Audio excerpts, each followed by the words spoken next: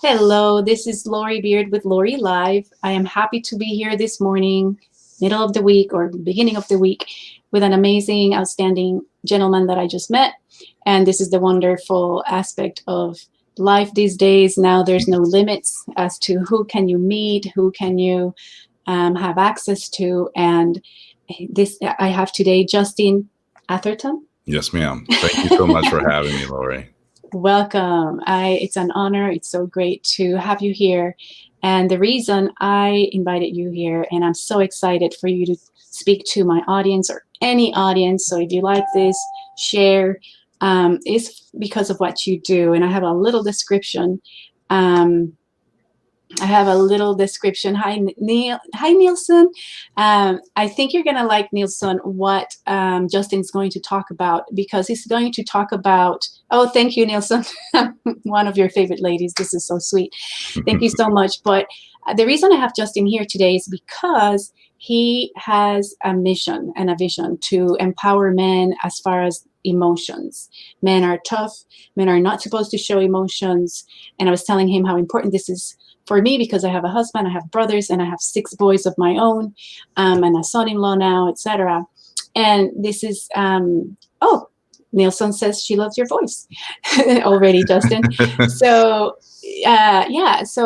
what is the importance of men processing and showing emotions, Justin? This is already a loaded question.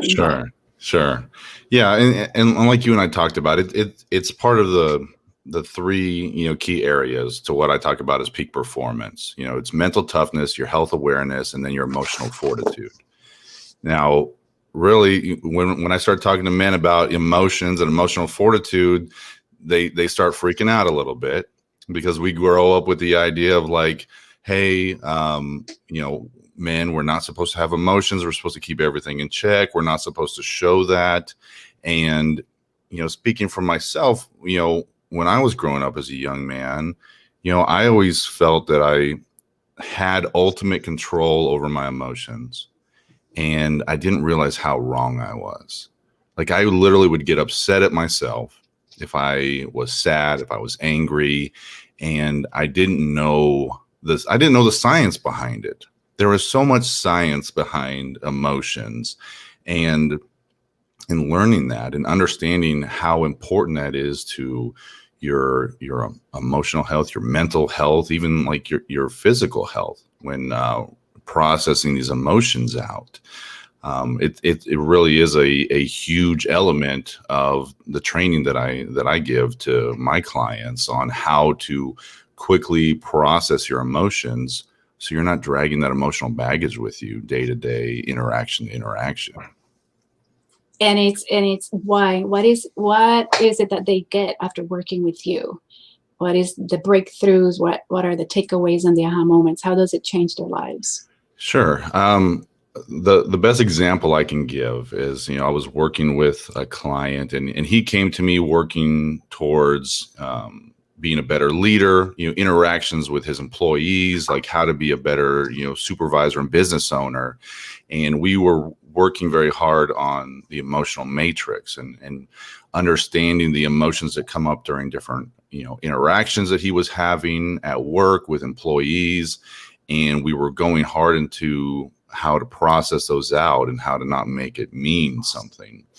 And after a couple weeks, he came back to me and he's like, he explained how his home life had changed. He said, he told me a story how he was cooking breakfast for his family, and he hit his head on the stove, I guess like the awning above it. And he said normally he would have thrown a fit. He would have like been yelling, throwing a pan across the room. Like, so literally he stopped and his family waited. Like, they knew something was coming. They were like, oh, Dad's about to freak out again. And he said he took a breath, pretended to punch the wall, and stopped and was like, and went back to cooking. And they were like, wait a minute, this isn't normal. This is what Dad normally does. And he said his daughter came over and hugged him, and his wife was like, wait a minute, what's going on? Like, what's going on? This is different. And, she started realizing that it was, his conversations with me.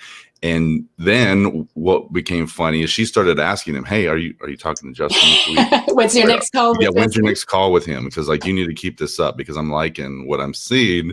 Yeah. So even though we're working on an idea as far as leadership and interactions at work in a business owner, when you master your ability to handle your emotional reactions, it bleeds into every aspect of your life, with your spouse, with your kids, with every person you come in contact with. It's like a reverse domino effect, right? Where the domino effect was because of the anger and everybody was affected and walking on eggshells, like walking on a mine, right? Of grenades. Now it's different, right? And I love it. And I know, and I bet, and I'm sure because you are here with me right now, I invite wonderful people, that your work is amazing. And even though your work is amazing, I bet he's open to receive that information. And I think your work is amazing because it's based on acknowledging, recognizing, and even naming those emotions, right? Yes. So he's like, I'm aggravated right now. I was the dum-dum because I was the one that hit my head. You know, nobody else is to blame. It just happens. Let me let it out. So I bet like going slow motion, right? Instead of reacting to it like a chemical reaction, he's learning because of your help how to process everything so fast. If we think of it slow-mo, and now he's responding to it rather than reacting to it. And that makes a big difference. So with everything happening in the world, people are frustrated. People have been, laid off from work. People are struggling. What patterns do you see, and what can you tell the viewers, as far as, let's not deal with this way. Let's change the channel. Sure. Yeah, and there is a lot going on, with the pandemic and politics and the uncertainty moving forward in the economy and how everything is moving. So there's a lot of added stressors.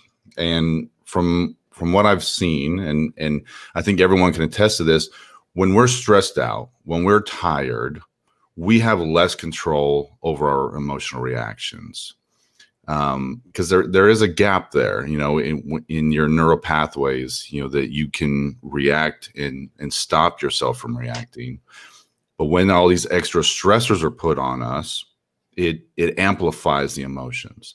And if we're not processing out something that we saw on the news that made us angry, or something we heard that someone posted on social media, or just the overall, anxiety and worry that we're feeling from the uncertainty and what's going on, then that carries over into other aspects of our lives.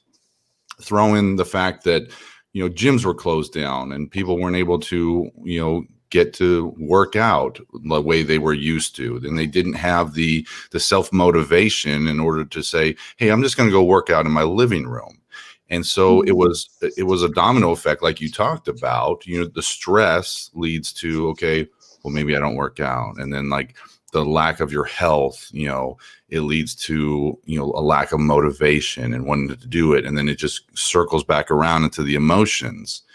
So it's really important to process out the emotions that you're feeling at every stage, whether it's, an interaction you're having with someone, or, something that upset you on the news, or just your overall anxiety about the uncertainty in the world right now, because it will constantly bleed over into other, interactions with people. It's like this emotional backpack that we just load up with more and more stuff, and we carry it to the next interaction.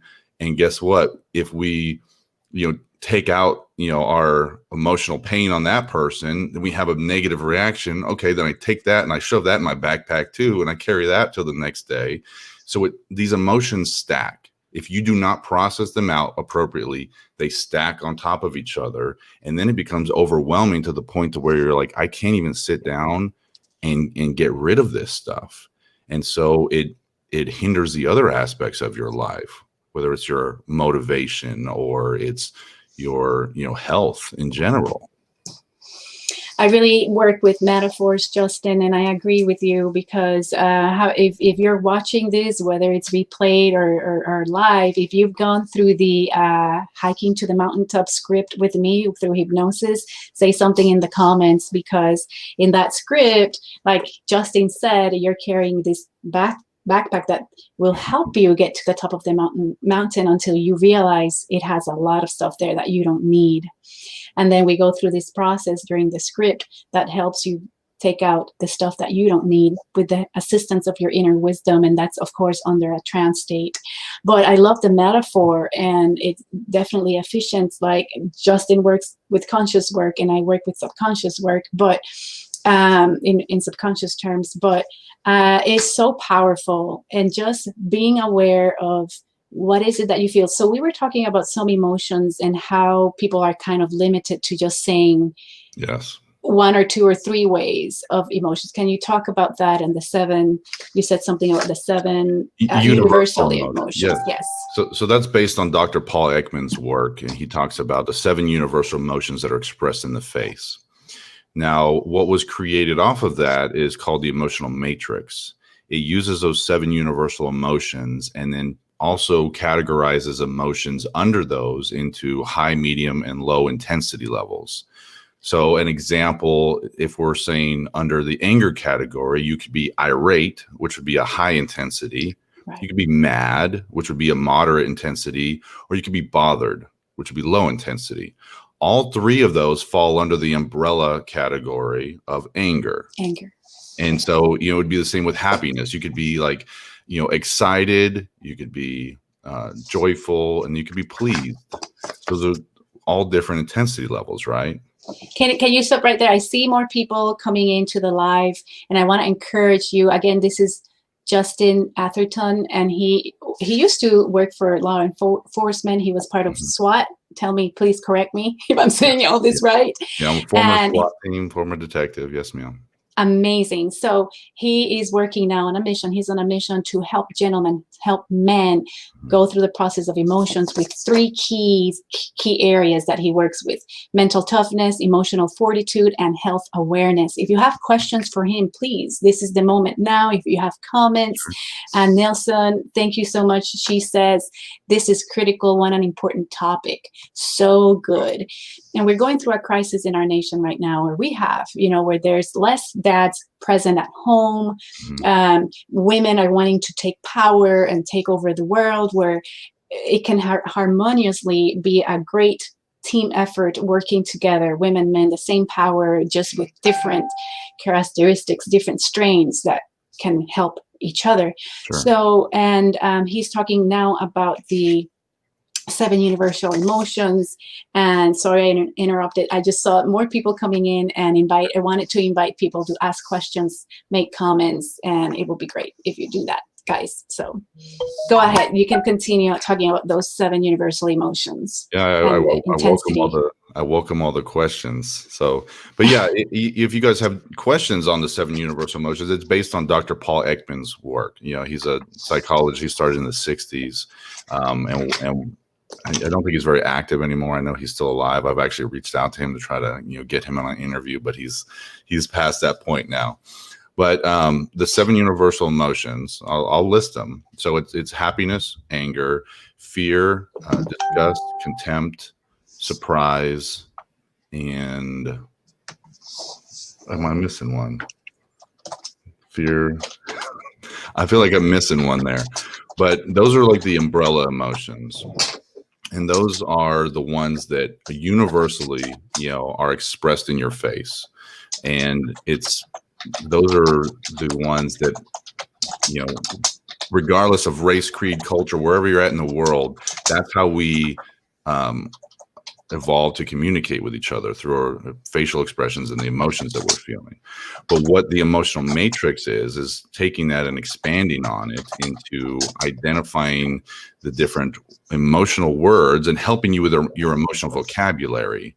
Because I know you and I talked about this, Lori, is that if we gave you a task to write down as many emotional words as you could, most of you would probably write down like 5 or 6. Right.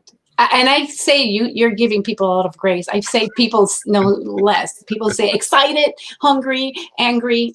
Those are the emotions people feel. Or frustrated. We talk about this in the training. Frustrated. Frustrated is not an emotional word, because that's like trying to use a shotgun to pinpoint your emotions. Because frustrated could be, angry and contemptuous. It could be, fearful and surprised. It's like that's not technically an emotional word, because it can combine multiple emotions together.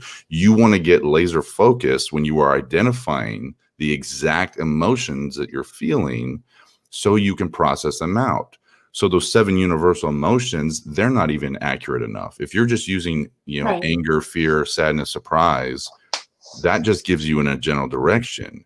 You have to be like, hey, I'm irate about this. I'm aggravated. I'm feeling anxious. It's very, very specific words to be able to help you process those emotions out. And for the men out there, it's the more you're able to process them out, the less you actually feel them. So if you're worried about like, oh, I don't want to acknowledge it. I don't want to sit there and admit that I'm afraid or admit that I'm sad. When you acknowledge it and go, hey, look, I am, bothered by this. I am upset by what just happened. You can move past it quickly. It's that acknowledgement of the emotions that is so key. And this goes for men and women, both, because, we talked about this a little bit. Men are told you're not allowed to have emotions, and women are told you have too many emotions. So on both sides, we're told that emotions are a bad thing. And we need to get to a middle ground where we're not just gonna, some people use Facebook also to just tell the story of their lives and be, write the whole soap opera. Some people are like, honey, this is not the place for it. And then there's the extremes of that. And then men suppress it, and then causes a lot of medical conditions, from cancers to heart conditions, because literally if you suppress all that, more than the backpack, you're carrying all that baggage internally, emotionally. Yeah. And it really literally damages you. One exercise that I do, you're going to see this kind of like old school. It's that counter. Literally, when you go to a club, Sam's Club or whatever, Dubai, they're counting how many people go in, or concert. But I give this to my clients to help them realize how many times they say something bad, they feel a negative emotion, etc. And then they realize, wow, I mean, the ones that accept to do it, some people like just rubber bands, because when they talk about, or they feel these emotions, right, internally, that's the outward behavior. This is how they are behaving. So when they pick it up and they're conscious about how often it is, they react and they count. It was crazy how many times I thought I had a bad feeling, negative emotion, bad feeling. And the problem is that emotions are not necessarily bad. It's when you dwell on them and you allow them to control you, right? So I have a comment from Nielsen. She says, this is the way I feel as a female. And I have noticed people are really uncomfortable with normal emotions like sadness and anger. Children need to know there is justifiable anger and that is okay to feel it, work through it, and same thing with sadness. That's amazing, Nielsen. I mean, yes, we don't need to just say, I don't want to deal with this feeling or this emotion, but I want to acknowledge that I have it, try to process it, acknowledge, feel it, and then work through it. So Nielsen, if you can share with us, how is it that you have worked through them or help your children work through them? It is very important. I mean, share with us. I have many ways I have been able to cope and deal with them. So what are some that you recommend, Justin? Well, what comes up with me with that first is something I talk to my clients about is emotions are not good or bad. They just are. We have emotions, and we put emotions as falling on that scale of being good or bad. And so we label them, because even on the emotional matrix, right, it's like happy is the only one that is positive, perceived as positive. Then you have sad, anger, surprise, fear, contempt, and disgust. But what it really is understanding that emotions are useful or not useful depending on the context. If you're driving down the freeway and someone cuts you off and you have that immediate fear reaction, okay, without thinking about it consciously, you hit the brakes, you swerve out of the way, you avoid the accident, right? So the fear was useful. Now, what comes after that fear when you get cut off? The anger about what just happened. You make something, oh, this person's so inconsiderate, they're a jerk, they don't know how to drive. In that moment, the anger is not useful, right? But if you're getting mugged, you're getting assaulted, that fear and anger would both be useful in the context of that to be able to fend off your attacker. The fight or flight, yeah. But just like happiness is probably not a useful emotion at a funeral. You know, if you're in the back laughing about a joke you heard or something that's in your head, that's not very useful at that particular moment. That's so true. So if we stop calling emotions good or bad and just label them as useful or not useful, it's a much more appropriate and more accurate way to look at emotions, because there is no good or bad emotion. That's amazing. Great points there. Great points. We have more comments here. I almost feel, says Nielsen, it is an abuse of male children to indicate to them that they can't feel fear, sadness, or anger. It is crazy. It is totally normal for both male and female to feel all emotions. Yes, like Justin also said, emotions are not necessarily bad. To me, it's just instincts, right? As humans, we are separate from the other living things, because we have that power or that blessing to feel emotions. And she said, when I taught, I saw that children were relieved to know that I was okay with their being sad, angry, or upset, because you were empathetic, right? There's empathy, and that is very important. The only thing that truly angers me is injustice, a breach of justice, abuse, mistreatment, and lying. Absolutely, Nielsen. I think that is what's happening in the world. But even then, Nielsen, is so important, because we're seeing so many cities being destroyed because of this, like you say, it's really anger, making you angry. However, the way we also express the anger, sometimes it's not the best way to show it. Anything you want to add with that, Justin, with what's happening with the riots and things like that?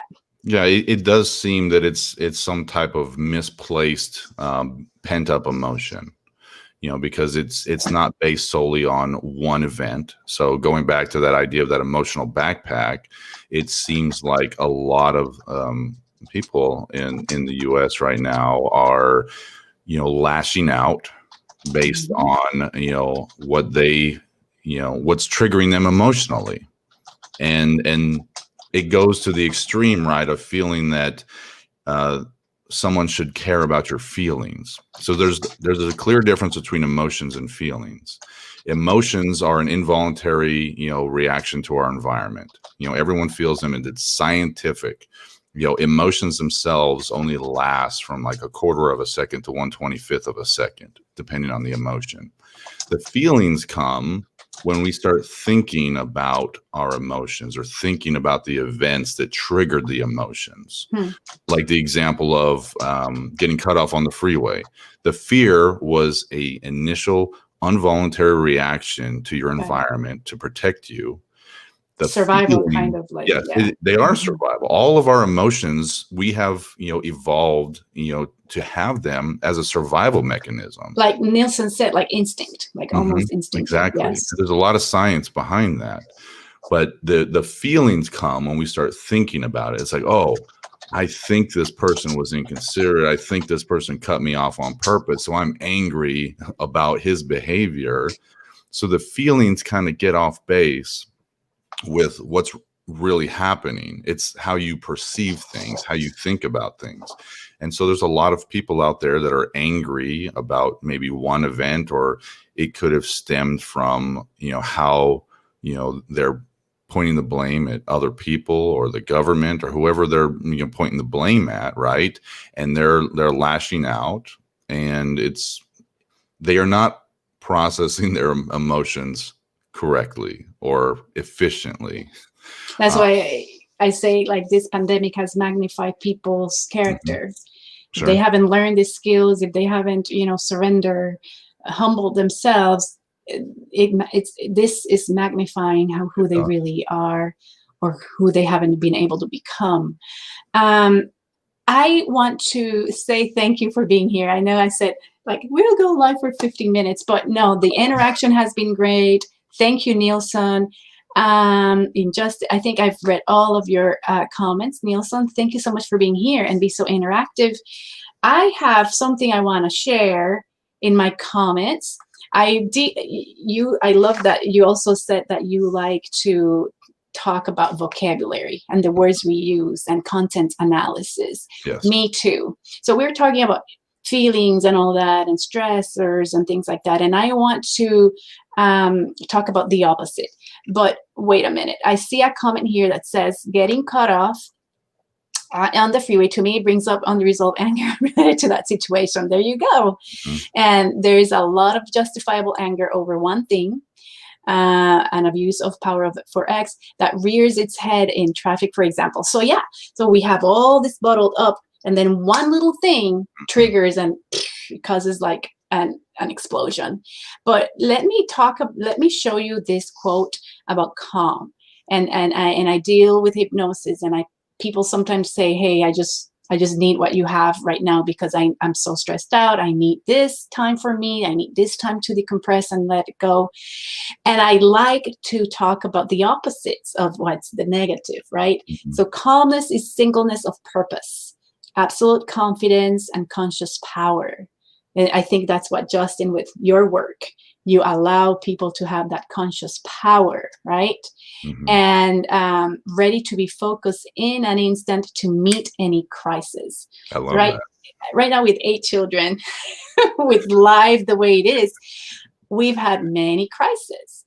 But it depends on how you react, and then there's a quote before this one. This is like a second paragraph of a book that I love.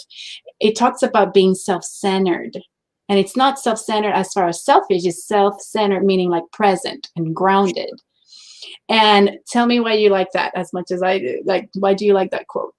Well, obviously coming from a law enforcement background, that idea of being, ready to be focused and act in an instant based on whatever is thrown in front of you. That is definitely a skill set that not a lot of people have. To have that awareness of what's going on, and to have that, control over yourself and your mental toughness, it bleeds into all 3 areas, right? You have to be ready on the mental level, emotional level, and physical level to handle any crisis that comes your way. And that's the goal. Because if you're not ready to handle any crisis that comes your way, you go into this state. It's called going into the black. You go into this state where you can no longer think. You're past the emotional red level, and nothing works. You can't react appropriately. You can't think appropriately. You can't protect yourself or the people around you. And so now sometimes it can lead to a little bit of hypervigilance, which can be, over time can be stressful. So you have to know when to step away from that and take a break and go on a vacation where you're not in that mode, but to keep yourself in a very aware state, on every level to be able to handle the crisis, then nothing bothers you. Yeah. And nothing's a big deal. This is what I talk to my daughter about a lot. I'm like, hey, okay, this is what's happening right now. I get it, but is it a big deal? And obviously for a 9-year-old to say that something's not a big deal is a little tougher, because I'm like, hey, is this going to matter tomorrow? Right. But it matters right now. Like it matters so much. But we can't live like that as adults. We can't live in that state. Hopefully, and I'm sure you acknowledge it and you help her walk through it and process it and help her make a conscious decision. Like, is it worth it to invest all your energy? And give it so much control and power when you can reclaim that power and break those chains of like I call self-slavery, or what is it that you called it? Well, Unchained. Peak performance, but my business is Confidence Unchained. Confidence Unchained, right? So those shackles, those chains that inhibit us and leave us captive of all of that negativity. Oh, I have a great comment here from Nielsen. Thank you for your service in the Longhorns. Cannot thank you enough. That's awesome. And thank you, Nielsen. So with that, what is your truth, Justin? Why is it that you do what you do? What is your mission, and what can you say to conclude? Yeah, I discovered this for myself a couple years ago, but it was really, what am I committed to, right? So I'm committed to inspiring others and helping them discover their limitless possibilities. Wow. That's powerful. That's my commitment. That is so powerful. And I'm sure in the comments, Justin, you can add where people can find you. And again, thank you for being here. It's been an honor to get to know you and talk to you later. Yeah, great conversation. Thank you so much. You're welcome.